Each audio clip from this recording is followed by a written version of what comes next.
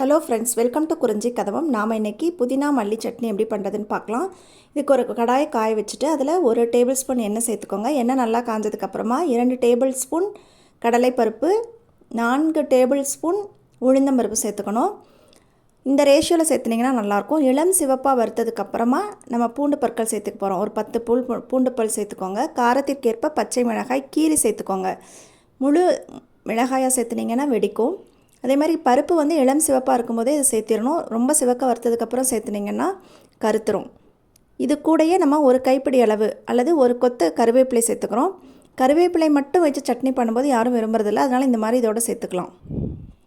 இப்போ பொடியாக நறுக்கிய சின்ன வெங்காயம் அல்லது பெரிய வெங்காயம் ஒரு 3/4 கப் அளவு சேர்த்து வதங்கினதுக்கப்புறமா 1/2 டீஸ்பூன் மஞ்சள் தூள், ஒரு கட்டு புதினா க்ளீன் பண்ணி கழுவி இதோட சேர்த்து வதக்கிக்கிறோம்.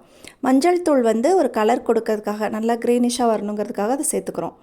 நல்லா வதங்கினதுக்கப்புறமா 1/2 கட்டு அளவு மல்லித்தழை க்ளீன் பண்ணி சேர்த்துக்கிறோம். இப்போ மல்லி சேர்க்கும்போது ஸ்டவ்வை ஆஃப் பண்ணிடுங்க. அந்த சூட்லேயே மல்லி வதங்கிடும். ஒரு சுண்டைக்காய் அளவு புளி, தேவையான அளவு உப்பு இதெல்லாம் சேர்த்து ஒரு பிரட்டிட்டு நல்லா ஆற வச்சுருங்க. அரைக்கிறதுக்கு முன்னாடி 1/2 கப் அளவு தேங்காய் துருவினது இருந்தால் எவ்வளோ இருக்குமோ அந்த அளவு தேங்காய் துருவல் அல்லது தேங்காய் சேர்த்து இந்த மாதிரி அரைச்சி எடுத்துக்கோங்க. தாளிக்கிறதுக்கு 1 டீஸ்பூன் எண்ணெய், 1/2 டீஸ்பூன் கடுகு, 1/4 டீஸ்பூன் பெருங்காயத்தூள் சேர்த்து தாளித்து சட்னியோடு மிக்ஸ் பண்ணிடுங்க. தாளிப்பு வந்து ஆப்ஷனல் தான், வேணும்னா நீங்கள் சேர்த்துக்கலாம், வேண்டாட்டி தாளிக்காமல் கூட வச்சுக்கலாம், ரொம்ப நல்லாயிருக்கும். இதை அப்போ கெட்டியாக வச்சுக்கிட்டிங்கன்னா நல்லா தொகையல் மாதிரி சாதத்துலேயும் பிசைஞ்சு சாப்பிட்றதுக்கு டேஸ்ட்டாக இருக்கும்.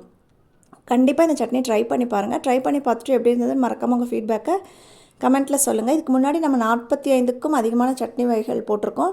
அதோட லிங்க் நான் டிஸ்கிரிப்ஷனில் கொடுக்குறேன், மறக்காமல் செக் பண்ணி பாருங்கள். தேங்க்ஸ் ஃபார் வாட்சிங்.